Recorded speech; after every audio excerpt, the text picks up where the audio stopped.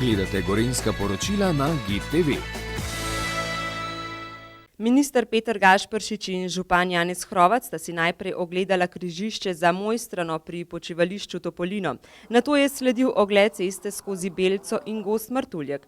Ustavila sta se tudi pri dotrajanem odcepu ceste na Koren in križišču v Ratečah.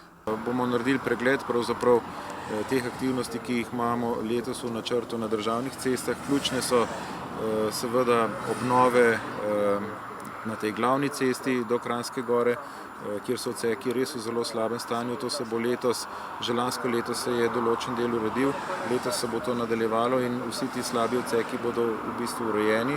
Uredil se bo tudi enostranski pločnik na območju Gozda Martuljka. Urejale se bodo tudi ceste, krožišče v Ratečah, potem vse te vstopne ceste v dolino Tamarja, cesta na Vršič. Seveda vsa dela v letošnjem letu še ne bodo dokončana, ampak obseg bo pa kar obsežen, precej večji, kot smo bili to vajeni v prejšnjih letih, kajti zagotovili smo tudi precej večji obseg sredstev za investicije in vzdrževanje cest. Tukaj je kar nekaj kilometrov asfalta v Ljubljanah. Pričakujem izdelavo pločnika v Gozd Martuljku, ki je sprojektiran, na katerega čakamo samo še razpis, in seveda tudi na Belci, za kar je že podpisan sofinancerski sporazum. Za oba pločnika bo občina Kranjska Gora namenila kar znatna sredstva v višini okrog 400 000 evrov.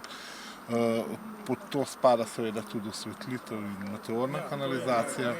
Ministrstvo za infrastrukturo je lani označilo kolesarsko pot iz Rateč oziroma krajinskega parka Zelenci do Ljubljane, začelo pa je tudi obsežno obnovo državne ceste iz Rateč proti Planici. Del je bil že lansko leto, letos se bo ta cesta še dodatno urejala, kot rečeno tudi cesta na Vršič.